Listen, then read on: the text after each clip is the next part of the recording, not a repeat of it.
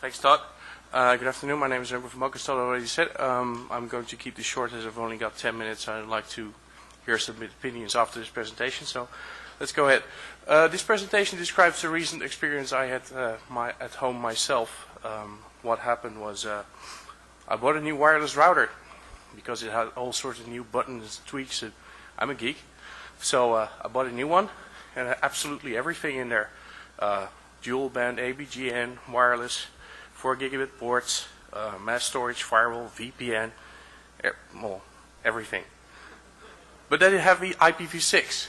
Well, it wasn't in the manual, and it wasn't in the web interface. But the good people at Linksys, or Linksys by Cisco, as I should say as of last week, they had some good ideas. At least the premises were good. We need to deploy IPv6 worldwide. A lot of ISPs don't support it yet to the edge. So let's help out a little. No mistakes there. So what did they come up with? And this is where it starts sliding a bit. Let's run IPv6 on the local network. Let's use 624 in the router firmware. And do router advertisement on the local network. How did I find that out? I switched on V6 on my laptop, and it worked. Where it wasn't supposed to, because I hadn't configured V6 anywhere yet. So, and of course, I had 624, and it was not firewall or VPN or anything.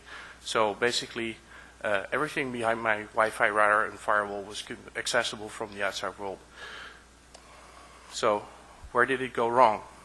This wasn't documented anywhere. It wasn't configurable, and there wasn't any way to switch it off.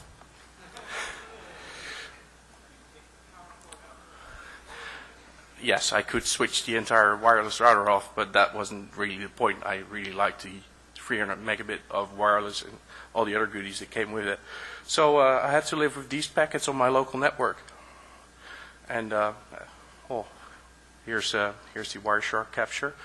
V6 in consumer devices, it's great, but how do we do it?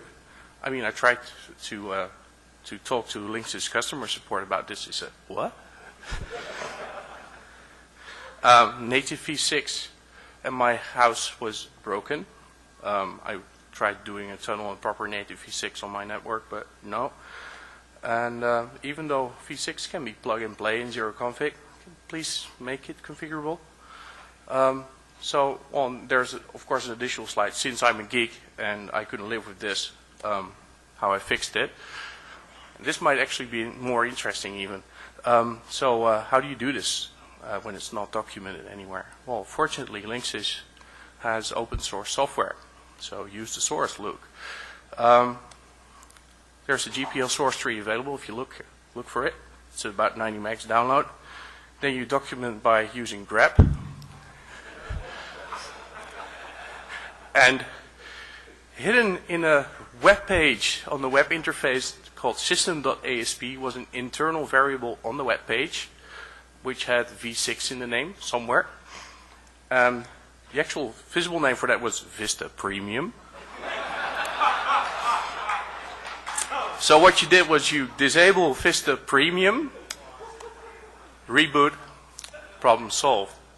If this confuses you, you are not alone. But at the same time, this opens, I think, some food for thought. So, what is the proper way of doing V6 in devices like this? I mean, I appreciate the effort that Linksys put in, but I don't appreciate them not finishing it. So, what do you think? How should we do this? I think 624 as a feature in boxes like this is a nifty feature. It does get in the way if you start deploying V6 as an ISP, and if the customer is anybody but me, you're likely to get calls from your customers about why V6 is not working, whereas you didn't do anything wrong. So, any thoughts on that?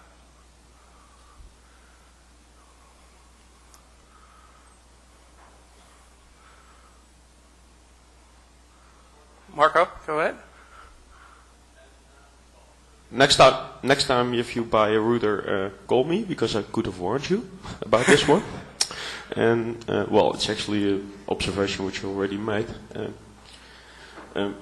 Might break a few non-disclosures here, but somebody explained to me it was about the requirement to put that little ready for Vista sticker on the box to support 624.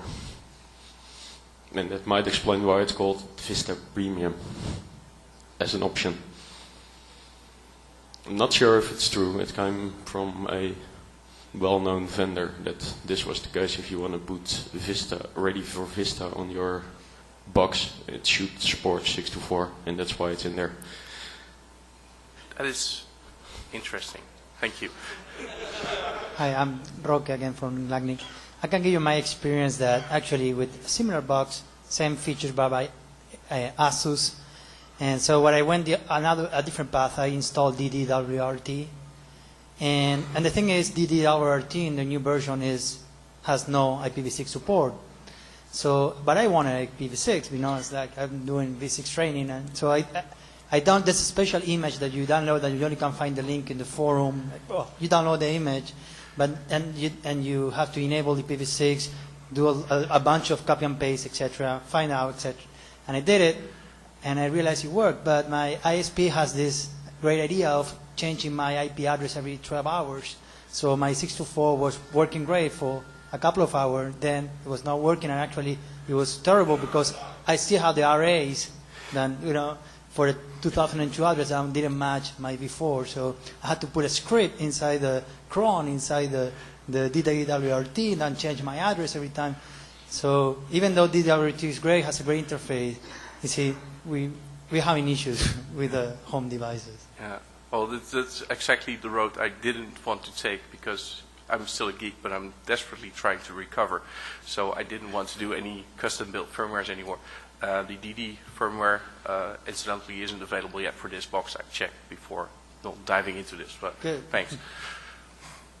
Anybody else on the left? Just information for you.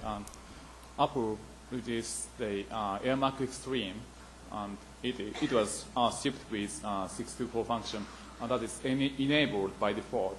And firstly, it doesn't have IPv6 firewall. And U.S. Homeland Security complained about that. It is too bad. And Apple people came to IETF, and they turned that policy and changed that policy. And I think that they shipped with the firewall, IPv6 firewall function enabled. Okay, thanks. Wes Hardiker, Sparta. I have bad news. It's your fault. And why is that?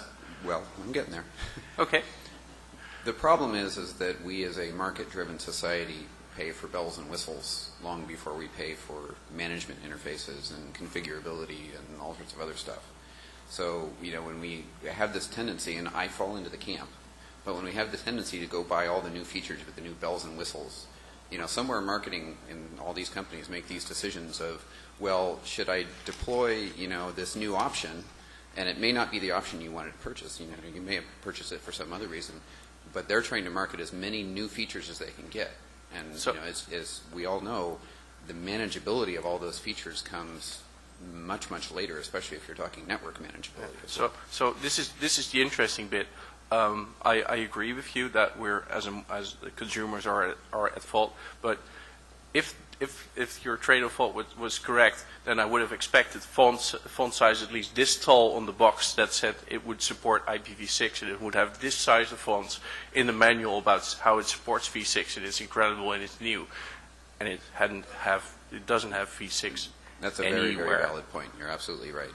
And my second comment would be then fix the source, Luke. Thanks. But as I said, I'm trying to recover. Any other questions? Remco, thank you.